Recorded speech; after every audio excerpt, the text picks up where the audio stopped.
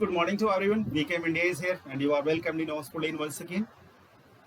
आज जो चैप्टर हम लोग डिस्कस करने जा रहे हैं ये chapter UP TET C TET and super TET की तैयारी करने वाले स्टूडेंट्स के लिए बहुत ही खास है, बहुत इंपॉर्टेंट है। इसके पहले भी जो चैप्टर्स हमने आपको दिए हैं they are also exam oriented और केवल उसमें वही चीजें डिस्कस करने की कोशिश की गई हैं जो आपके आने वाले परीक्षाओं के लिए इंपॉर्टेंट है, खास है। आइए आज हम लोग एक नया चैप्टर शुरू करते हैं। ये चैप्टर आपके एग्जाम्स के दृष्टिकोण से बहुत इंपॉर्टेंट है क्योंकि 2011 से लेकर 2016 तक हर साल 2 से 4 क्वेश्चन इस चैप्टर से पूछे गए हैं। इस चैप्टर के वो मेन फैक्ट्स समझने जरूरी हैं जहां से क्वेश्चंस हमसे पूछे जाते हैं। चैप्टर का नाम, ये चैप्टर बाल विकास और शिक्षा शास्त्र से है, चाइल्ड डेवलपमेंट एंड पेडागोजी से है। इस चैप्टर का नाम है heredity and environment. Heredity and environment दो ऐसे शब्द हैं जो हमारे जीवन को सीधे प्रभावित करते हैं। इनके प्रभाव से हम बच नहीं सकते। कहते हैं तेज पिता का तेज बेटा और कमजोर पिता का कमजोर बच्चा। अर्थात हमारे जीवन में, हमारे जीवन के विकास में हमारे पेरेंट्स का एक बहुत बड़ा योगदान होता है क्योंकि जो जेनेटिक स्ट्रक्चर हम लेके आते हैं, जो अपने पिता और माता की धरोहर हम अपने जीवन में बायोलॉजिकल सेंस से लेके आते हैं, they are very much important. और वही इफेक्ट और वही प्रभाव हेरिडिटी के रूप में जाना जाता है, जिसको हम लोग हिंदी में अनुवांशिकता कहते हैं। अनुवांशिकता कहते हैं इसको। और एनवायरमेंट एकदम सीधा असर डालता है हमारे जीवन पर और हमारे जीवन में होने वाले विकास पर, जिसको हम लोग हिंदी में वातावरण कहते हैं। वातावरण, इसको हम लोग कह सकते हैं, वातावरण कह सकते हैं, माहौल कह सकते हैं, इन्वायरमेंट आप समझ रहे होंगे कि इन्वायरमेंट को अभी हम लोग अलग से पढ़ेंगे। तो इन दोनों का क्या इन्फ्लुएंस होता है? इन्फ्लुएंस का मतलब प्रभाव। अर्थात बाल विकास में हेरिडिटी और एनवायरनमेंट का क्या प्रभाव पड़ता है, यही हम लोग इस चैप्टर में पढ़ने वाले हैं। आइए हम लोग चैप्टर शुरू करते हैं। Heredity, meaning and definition. पहले हेरिडिटी समझ तो लें, हेरिडिटी क्या है। हेरिडिटी वो है जो हम माता पिता से प्राप्त करते हैं और जैसे ही हमारी एंटिटी इस दुनिया में आती है, जैसे ही हमारा अस्तित्व इस दुनिया में आता है, जैसे ही हम अपनी माँ के गर्भ में पलते हैं, पढ़ते हैं, शायद नहीं, एब्सोल्युटली उसी समय हमारी एक एंटिटी हमारे माता पिता की तरफ से हमको मिलती है, जिसको हम क्रोमोसोम्स के माध्यम से, जिसको हम जीन्स के माध्यम से, जिसको हम डीएनए के माध्यम से समझ सकते हैं, जो बायोलॉजिकल टर्म में जाना जाता है। तो जो प्रभाव, जो सेंस या जो गुण हम वहां से लेके आते हैं, उन गुणों को हम लोग हेरिडिटी के रूप में जानते हैं। अब हेरिडिटी आप समझ गए होंगे कि हेरिडिटी क्या है। माता पिता से मिलने वाले वो जेनेटिक स्ट्रक्चर। कहते हैं कि हर व्यक्ति का जो जेनेटिक स्ट्रक्चर होता है वो कॉमन होता है। Every human being has a same and common genetic structure की मैं बात कर रहा हूं। जेनेटिक स्ट्रक्चर, जैसे मान लीजिए कि क्लास में पढ़ने वाले 15 बच्चों को 15 टिफिन बॉक्स बांटे गए, तो जो टिफिन बॉक्स का साइज है या जो उसका प्रकार है, जो उसका ढांचा है, वो तो सेम है, लेकिन टिफिन बॉक्स में जो खाद्य पदार्थ बांटे गए, जो ईटेबल्स दिए गए, वो डिफरेंट हैं। किसी में बिस्किट दिया गया, किसी में अखरोट दिया गया, किसी में बादाम दिया गया और किसी में ब्रेड दिया गया। तो डिब्बे तो सेम है लेकिन उसमें मिलने वाले माल अलग अलग। ठीक उसी तरह से human beings with a common genetic structure, her human being के पास जेनेटिक स्ट्रक्चर सेम होता है, अर्थात कॉमन जेनेटिक स्ट्रक्चर होता है, लेकिन उसमें पाए जाने वाले सेट्स ऑफ जेनेटिक ट्रेट्स जो होते हैं, जो उसमें माल होता है, जो उसमें जेनेटिक ट्रेट्स गुण जो होते हैं, जो गुण धर्म होते हैं, वो अलग अलग होते हैं, वो डिफरेंट होते हैं हर व्यक्ति के साथ। ये चीज आप खास तौर से याद रखेंगे, यहां से क्वेश्चन बन सकता है, यहां से क्वेश्चन पूछा जा सकता है। अब इस जेनेटिक ट्रेट की वजह से जो हम अपने माता पिता से प्राप्त करते हैं, क्या क्या बदलाव हो सकता है हमारे में। तो हमारे आंख का कलर, हमारे बालों का कलर, हमारे शरीर का प्रकार, हमारी ऊंचाई, हमारी हाइट, हमारे स्किन का कलर, गोरे बाप का गोरा बेटा, गोरी माँ गोरी है तो बेटा बेटी भी उसके गोरे हो सकते हैं। ऐसा हम लोग मानते हैं कि देखो ना, माँ बाप को देखो कितने अच्छे हैं, कितने सुंदर हैं, कितने सुडौल हैं, कितने लंबे हैं, कितने मोटे हैं, कितने छोटे हैं। उनका सीधा असर उनके बच्चों पर दिखाई देता है। तो इसको हम लोग जेनेटिक इफेक्ट समझ सकते हैं। अब एक चीज और आपको यहाँ ध्यान रखना होगा कि हेरिडिटी का डेफिनेशन ये है, या हेरिडिटी को हम लोग the transmission of genetic traits के रूप में भी ले सकते हैं। माता पिता से बच्चों में जो ट्रांसमिशन होता है जेनेटिक ट्रेट्स का, गुणधर्मों का, इसको हम हेरिडिटी कहते हैं। ये इसकी परिभाषा आप याद रखेंगे, the transmission of genetic traits. Peterson महोदय कहते हैं, यहाँ पीटरसन एक साइकोलॉजिस्ट हैं, इनके इन शब्दों को आप ध्यान दीजिए जरा। Heredity is what one gets from his ancestral stock. Ancestral stock का मतलब हमारे पूर्वजों का जो स्टॉक है, जो उनकी गठरी है, जो उनके गुणों की गठरी है, जो उनके स्वभाव की गठरी है, वो हम अपने पेरेंट्स के माध्यम से जो हम पाते हैं, इसी को हम हेरिडिटी कहते हैं, इसी को हम हेरिडिटी कहते हैं, इसी को हम अनुवांशिकता कहते हैं, इसी को हम अनुवांशिक गुण कहते हैं। और दिस इंक्लूड्स नेचर, हमारा स्वभाव, character, traits, appearance, intelligence and cognitive skills. ये सारी चीजें हमारे हेरिडिटी से सीधे प्रभावित होती हैं। क्या क्या? हमारा स्वभाव, हमारा कैरेक्टर, और हमारे आंतरिक गुण, हमारा अपीयरेंस, और हमारा कौशल, और हमारी बुद्धि। ये सारी चीजें हेरिडिटी से प्रभावित होती हैं। यहां तक आपको समझ में आ गया होगा। अब आगे बढ़ते हैं। Effects of heredity. हेरिडिटी का प्रभाव कहां कहां पड़ता है? सबसे पहले आपके फिजिकल कैरेक्टरिस्टिक्स पर पड़ता है। फिजिकल कैरेक्टरिस्टिक्स का मतलब शारीरिक गुण। आप इसको शारीरिक गुण के रूप में ले सकते हैं। शारीरिक गुण या भौतिक गुण के रूप में आप इसको कह सकते हैं। फिजिकल कैरेक्टरिस्टिक्स पर हमारे हेरिडिटी का सीधा असर पड़ता है। कहते हैं कि बच्चे का पिता लंबा है तो बेटा भी लंबा हो सकता है, उसका पिता गोरा है तो वो भी गोरा हो सकता है, उसके कॉम्प्लेक्शन पर उसका सीधा असर पड़ सकता है। और कहते हैं कि ये हेरिडिटी, एक बच्चा जो है, जो इनहेरिट्स करता है बायोलॉजिकली, वो थ्रू जीन्स और क्रोमोजोम्स के माध्यम से उसमें ये गुण प्रवाहित होते हैं, या वो गुण वहां तक पहुंचते हैं।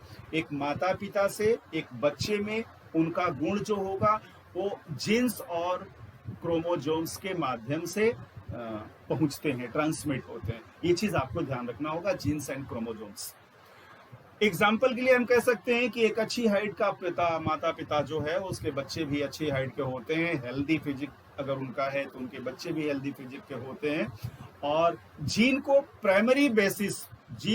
प्राइमरी यूनिट मानते हैं हम लोग हेरिडिटी को संचालित करने का। अर्थात माता पिता के गुणों का बच्चों तक पहुंचाने के लिए ये जीन्स जो हैं वो प्राइमरी यूनिट हैं।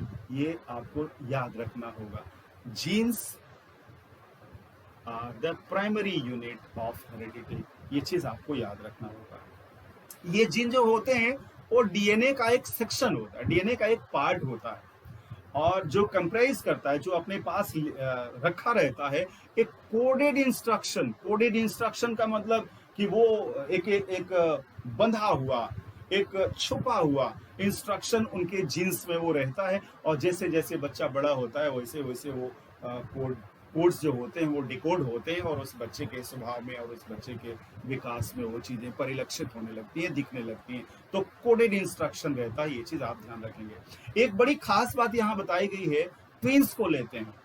ट्विंस का मतलब जुड़वा बच्चे। एक माँ बाप का जुड़वा बच्चे अगर पैदा हुए तो बहुत सारी फिजिकल सिमिलरिटीज उनमें दिखती है।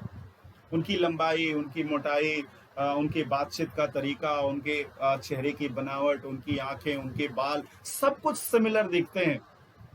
लेकिन ये पूरी तरह से नहीं कहा जा सकता कि एकदम फोटोकॉपी है वो, एकदम ट्रू कॉपी है वो। उनके जेनेटिक फॉर्मेशंस तो एक होंगे, जेनेटिक फॉर्मेशंस तो एक होंगे, लेकिन जेनेटिक ट्रेट्स में बदलाव हो सकते हैं। इसीलिए कहा जाता है कि every child is unique, every child is special. दुनिया का कोई भी दो बच्चा, चाहे वो जुड़वा ही क्यों ना हो, एकदम सेम नहीं हो सकता। अर्थात हेरिडिटी का सीधा असर हमारे फिजिकल कैरेक्टरिस्टिक्स पर पड़ता है। यहां तक बात आपको समझ में आ गई है। अब आगे बढ़ते हैं। ऑन इंटेलिजेंस कहते हैं तेज पिता का बेटा है, जल्दी समझ जाता है। गायक का बेटा गायक बन जाता है, कवि का बेटा कवि बन जाता है, लीडर का बेटा लीडर बन जाता है, टीचर का बेटा बचपन से ही पढ़ाने लगता है। ये चीजें उसके बौद्धिक स्तर पर पहले से आ जाती है। ऐसे लगता है कि वो पैदाइशी लीडर है, मतलब बॉर्न लीडर है वो। तो सॉरी, ऐसा हम लोग इसलिए कहते हैं कि हेरिडिटी का सीधा असर एक व्यक्ति के इंटेलिजेंस पर पड़ता है। इंटेलिजेंस का मतलब यहाँ कौशल से है, कौशल या कौशल मीन्स स्किल, या उसकी बुद्धि भी आप कह सकते हैं। उसकी बुद्धि पर उसका सीधा असर होता है। आईक्यू लेवल अपने सिबलिंग से, अपने परिवार वालों से अक्सर बच्चों के मैच करते हैं। स्पेसिफिक जेनेटिक ट्रेट्स जो होते हैं, कुछ खास जेनेटिक ट्रेट्स जो होते हैं, जेनेटिक गुण जो होते हैं, जेनेटिक का मतलब जो जीन्स के माध्यम से हमारे माता पिता से हम तक पहुंचे हैं, वो जेनेटिक ट्रेट्स जो होते हैं वो इंटेलिजेंस के विकास में, बच्चों के मानसिक और बौद्धिक विकास में सीधे रिस्पॉन्सिबल होते हैं। वो खास जेनेटिक ट्रेट्स होते हैं। अब यहाँ गोडार्ड साहब हैं, H.H. गोडार्ड, ये साहब कह रहे हैं कि intelligent parents will have intelligent children and while dull parents will have dull. कहते हैं, गोडार्ड साहब का मानना है कि जो इंटेलिजेंट पेरेंट्स होते हैं, जो तेज तर्रार माता पिता होते हैं, उनके बच्चे भी तेज तर्रार होते हैं, और जो डल पेरेंट्स होते हैं, उनके डल बच्चे भी होते हैं। ऐसा अमूमन देखा जाता है, ऐसा अमूमन देखा जाता है। लेकिन इसके एक्सेप्शंस भी कई जगह पाए जाते हैं, इसके एक्सेप्शन भी कई जगह देखे जाते हैं। इंटेलिजेंट माँ बाप के बच्चे बुद्धू निकल जाते हैं, लेकिन एक्सेप्शनली, जनरली ऐसा नहीं होता। ये जो स्पेसिफिक जेनेटिक ट्रेट्स की हम बात कर रहे थे, जो जेनेटिक ट्रेट्स जो स्पेशल तौर से हमारे इंटेलिजेंस के विकास में सहायक होते हैं, इनके माध्यम से हमारा इमोशनल डेवलपमेंट होता है, हम इमोशनली डेवलप करते हैं। और इस इमोशनल डेवलपमेंट की वजह से एक बच्चा जो है वो सोशल डेवलपमेंट लेता है, मोरल डेवलपमेंट लेता है एंड लिंग्विस्टिक डेवलपमेंट लेता है। भाषा का विकास, नैतिकता का विकास और सामाजिक विकास उसके इमोशनल, जैसा उसका इमोशन होता है, इमोशनल डेवलपमेंट के अनुसार होता है। और वो इमोशनल डेवलपमेंट किसकी वजह से होता है? उस स्पेसिफिक जेनेटिक ट्रेट्स की वजह से होता है। तो कुल मिला जुला के इंटेलिजेंट पर क्या असर पड़ता है, ये आपको समझ में आ गया होगा। ये इसको हेरिडिटी सीधे प्रभावित करती है। अब एक हमारा कैरेक्टर, जो कैरेक्टर का मतलब यहाँ आचरण से, हमारे स्वभाव से, हमारा स्वभाव कैसा, स्वभाव से। तो a child inherits a character traits from its parents. अपने पिता का कैरेक्टर हम लोग बियर करते हैं ज्यादातर स्थितियों में। The moral development of a child is a part of development and is deep rooted in human nature.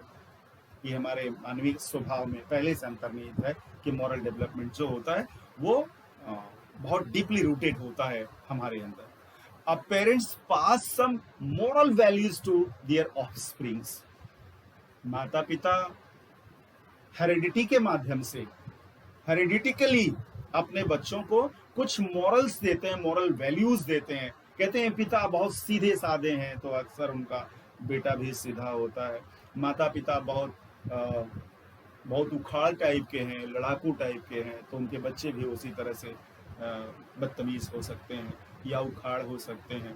तो ये हम लोग हेरिडिटिकली भी कुछ पाते हैं, लेकिन हालांकि इसमें ज्यादा असर एनवायरनमेंट का होता है।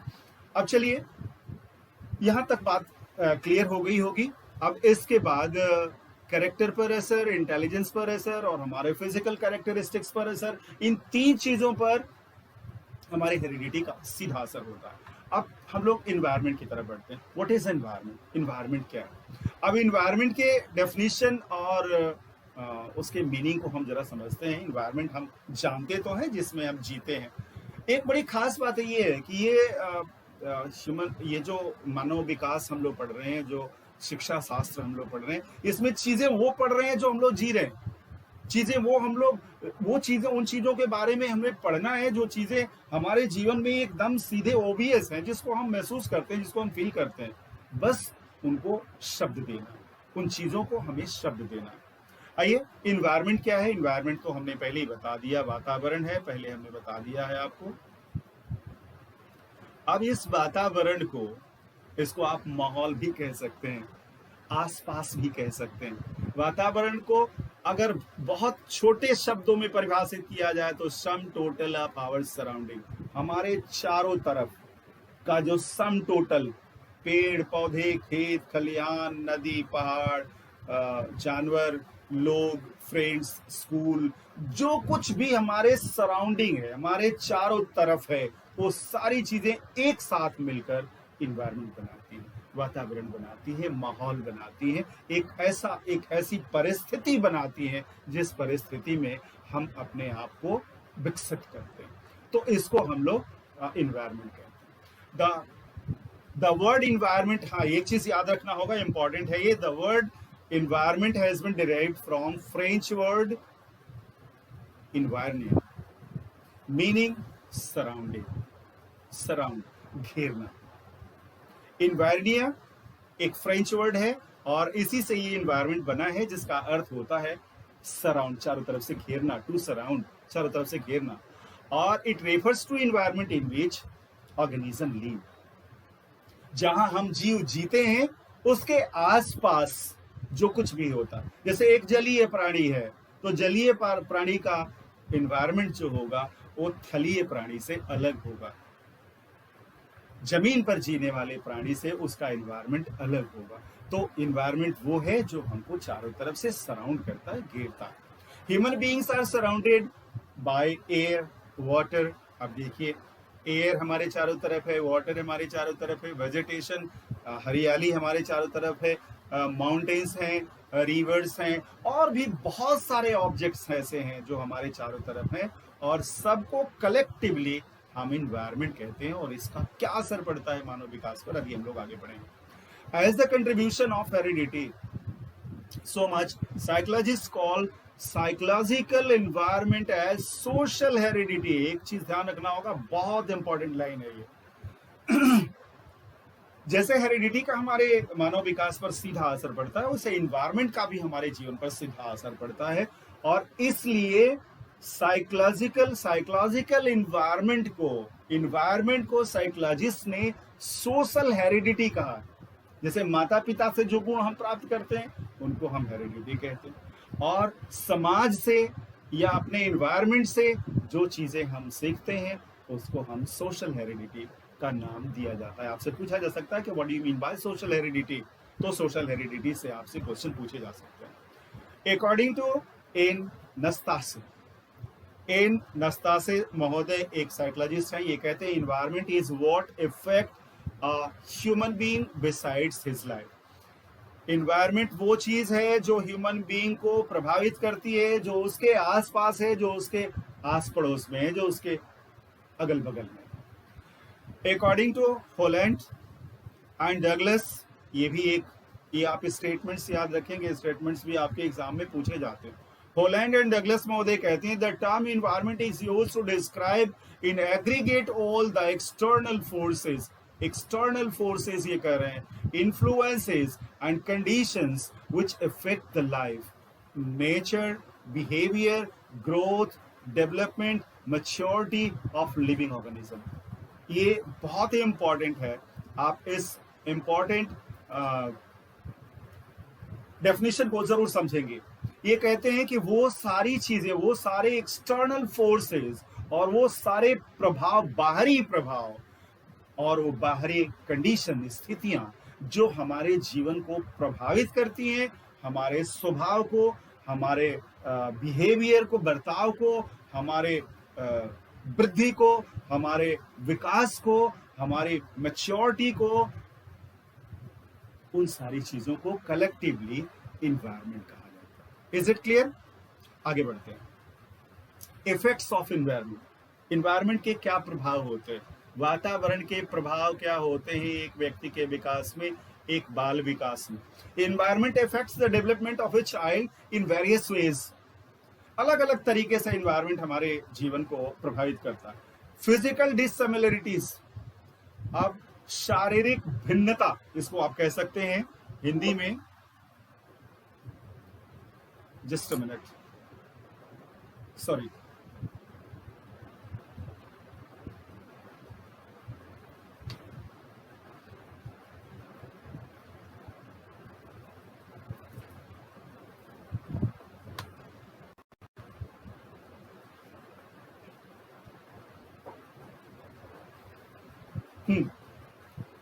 हाँ, we are talking about effects of environment, अर्थात एनवायरमेंट, वातावरण का प्रभाव। ये हमारे जीवन को कई तरह से प्रभावित करता है। एनवायरमेंट, वातावरण जो है हमारे जीवन को कई तरह से प्रभावित करता है। अब जैसे यहाँ पे हम कह सकते हैं शारीरिक भिन्नता, अलग अलग माहौल में, अलग अलग वातावरण में रहने वाले लोगों में शारीरिक भिन्नता होती है। पहाड़ पर रहने वाले लोगों की हाइट थोड़ी सी छोटी होती है और मैदान में रहने वाले, मैदानी इलाकों में रहने वाले लोगों की हाइट थोड़ी सी बड़ी होती है। पहाड़ी इलाकों में रहने वाले लोगों की नाक थोड़ी सी चिपटी होती है। भूटान, नेपाल के आप लोगों को देख लीजिए, उनकी नाक थोड़ी सी चिपटी होती है। मैदानी इलाकों में थोड़ी नुकीली होती है। तो ये जो फिजिकल डिससिमिलरिटी होती है, ये एनवायरनमेंट का सीधा असर होता है। इसके बाद effect on superiority of races. Some races are intellectually superior to others और because of heredity, but because of environment too. कहते हैं कि कुछ प्रजातियां, कुछ रेसेस, कुछ खास जातियां, जनजातियां अपने जनजाति के हिसाब से अपना एक अलग ट्रेड रखती। उसमें उनका हेरिडिटिकल इफेक्ट भी हो सकता है, लेकिन इन्वायरमेंटल इफेक्ट भी होता है। इन्वायरमेंट का भी प्रभाव उन पर होता है। तो ये जो रेसेस की सुपीरियरिटी होती है, ये रेसेस की खास जातियों के जो जातीय गुण होते हैं, ये इनका भी हमारे वातावरण पर, इसको हम लोग जातीय गुण कह सकते हैं। इसको हम लोग जातीय गुण कह सकते हैं। हमारे जातीय गुणों में परिवर्तन एनवायरनमेंट की वजह से होता है। इफेक्ट ऑन पर्सनालिटी, हमारे व्यक्तित्व पर इसका सीधा असर होता है। किसका? हम लोग हेरिडिटी का नहीं पढ़ रहे हैं, हमारे व्यक्तित्व पर सीधा असर होता है हमारे एनवायरनमेंट का, हमारे वातावरण का। जिस वातावरण में हम रहते हैं उस तरह की हमारी पर्सनालिटी बनती है। अगर बहादुरों के बीच हम रह रहे हैं तो हमारे अंदर बहादुरी आती है, और अगर कमजोर लोगों के साथ हम जी रहे हैं, कमजोर लोगों के वातावरण में, एक अलग एनवायरनमेंट में रह रहे हैं, तो उसके अनुसार हमारा पर्सनालिटी, हमारा व्यक्तित्व विकास करता है। अब थोड़ा सा आगे हम लोग बढ़ते हैं। Environments multiple effect on growing children. विकास करते हुए बच्चों में इन्वायरमेंट का मल्टीपल इफेक्ट होता है। एकदम पूरा का पूरा चेंज हो सकता है अगर इन्वायरमेंट बदला तो। Environment plays a crucial role in development of physical, mental, social and emotional aspects of any man being. किसी भी व्यक्ति का शारीरिक विकास, मानसिक विकास, सामाजिक विकास और भावात्मक विकास, ये चारों विकास सीधे सीधे प्रभावित होते हैं इन्वायरमेंट से। अगर इन्वायरमेंट बदला या इन्वायरमेंट अलग है, इन्वायरमेंट डिफरेंट है, तो इनके इन चारों तरह के विकास पर, चारों तरह के डेवलपमेंट पर सीधा असर पड़ता है। कैसे? The study of a child was raised in a deep forest, reared in a deep forest, shows that he was reared among wild animals. आप देखिए इस तरह की कई मूवीज भी बनी हुई हैं, आप लोगों ने देखा होगा, मोगली नाम था शायद, कि एक बच्चा बाय बर्थ माँ अपनी माँ से जन्म लेने के बाद किसी तरह से जंगल में पहुंच गया और उसका पूरा पालन पोषण जंगल में हुआ, और वहां जाने के बाद जब वो 10 से 11 साल का हो गया तो अपने आप को वो एक जानवर के रूप में तब्दील कर लिया। वो अपने दोनों हाथों और दोनों पैरों के बल से चलने लगा जैसे जानवर चलते हैं, और वो ह्यूमन की तरह बात नहीं कर पाता, ह्यूमन की तरह उसकी भाषा का विकास नहीं हुआ, उसके समाज का विकास नहीं हुआ, और अपने आप को वो भी एक जानवर समझने लगा और कच्चे मांस खाने लगा दूसरे जानवरों की तरह। 1979 में इस तरह के कुछ हंटर्स ने एक ऐसे बच्चे को पकड़ा था, और उस बच्चे को लिया के अलग रख के उसको एजुकेट करने की कोशिश की गई, उसको भाषा सिखाने की कोशिश की गई, उसको सिविलाइज करने की कोशिश की गई, but all was in when, सब कुछ बेकार गया। अर्थात इन्वायरमेंट का ह्यूमन डेवलपमेंट पर मल्टीपल चेंजेस होते हैं, मल्टीपल इफेक्ट्स होते हैं। ये चीज इस स्टोरी से या इस एग्जाम्पल से साफ साफ समझ आती है, साफ साफ समझ आती है। आपको समझ में आ गया होगा इस बच्चे के एग्जाम्पल से। अब हम लोग आगे बढ़ते हैं। एक बहुत ही खास बात, नर्चर वर्सेस नेचर। आपके एग्जाम के लिए ये दोनों चीजें बहुत ही इंपॉर्टेंट हैं, यहां से हर साल क्वेश्चंस पूछे गए हैं, इसको हम लोग थोड़ा सा ध्यान से पढ़ें।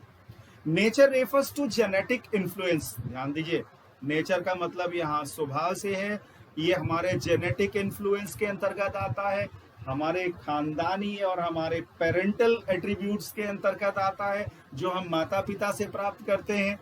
और नर्चर जो है वो हमारे अपब्रिंगिंग से, हमारे पालन पोषण से आता है कि जिस समाज में, किस वातावरण में हमारा पालन पोषण हो रहा है। नेचर हेरिडिटिकल इफेक्ट है और नर्चर इन्वायरमेंटल, यह आनुवांशिकता से संबंधित है और यह वातावरण से संबंधित है। ये चीज आपको ध्यान रखना होगा।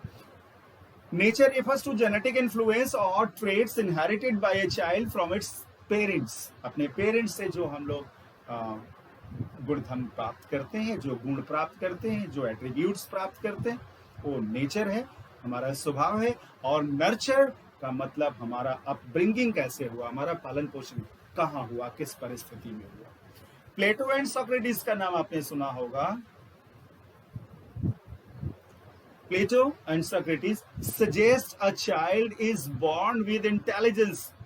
प्लेटो एंड सोक्रेटिस दोनों लोग कहते हैं, सुकरात महोदय और प्लेटो महोदय, ये दोनों लोग कहते हैं कि एक व्यक्ति जब जन्म लेता है तो वो एक इंटेलिजेंस के साथ जन्म लेता है, उसके दिमाग में पहले से इंटेलिजेंस रखा होता है, टैलेंट भी रखा होता है और स्किल भी रखा होता है। That is regardless of environmental influence. इनका मानना है कि environmental influence का कोई बहुत ज्यादा असर उस पर नहीं होता, वो बाय बर्थ इस तरह का गुण लेके आता है। ये स्टेटमेंट आप याद रखेंगे। और जॉन लॉकी महोदय कहते हैं that mind starts like a blank slate and knowledge is determined by experience. ये दोनों एक दूसरे के कंट्राडिक्टरी हैं, एक चीज ध्यान रखना होगा। प्लेटो एंड सोक्रेटिस क्या कहते हैं, सुकरात और प्लेटो क्या कहते हैं, ये कहते हैं कि एक बच्चा बाय बर्थ इंटेलिजेंट होता है, वो जन्म से अपने मस्तिष्क में सारा ज्ञान लेके आता है, इन्वायरमेंट का बहुत ज्यादा असर उसके बौद्धिक विकास पर नहीं पड़ता। अपना टैलेंट और अपना स्किल और अपना इंटेलिजेंस वो जन्म के साथ लेके आता है।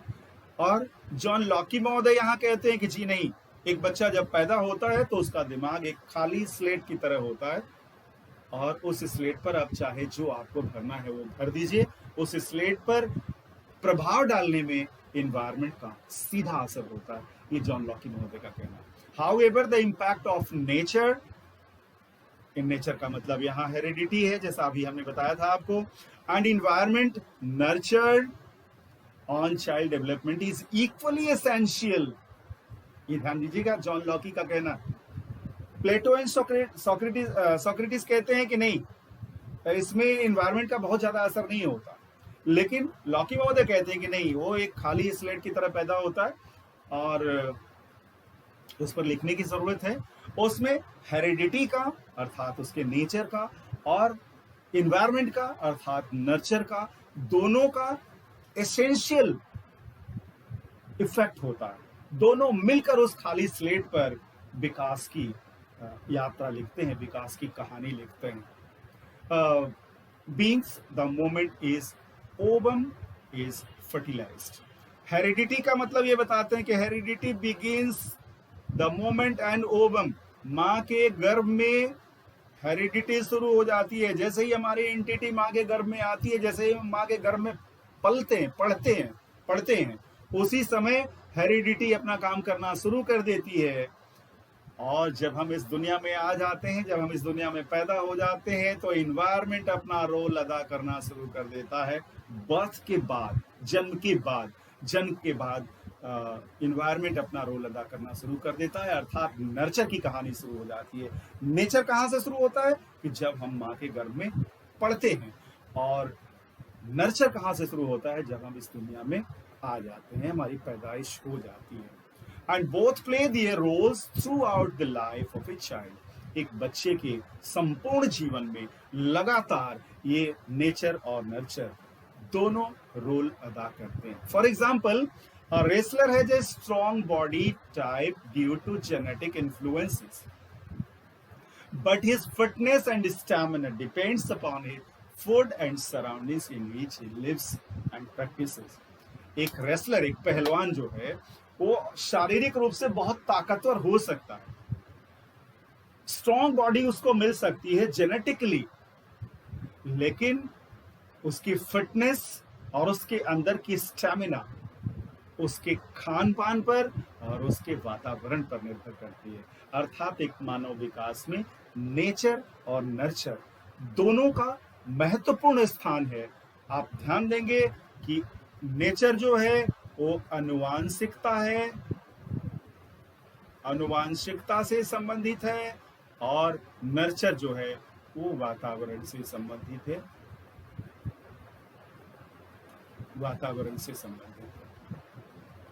हमें उम्मीद है कि ये चैप्टर आपको समझ आया होगा।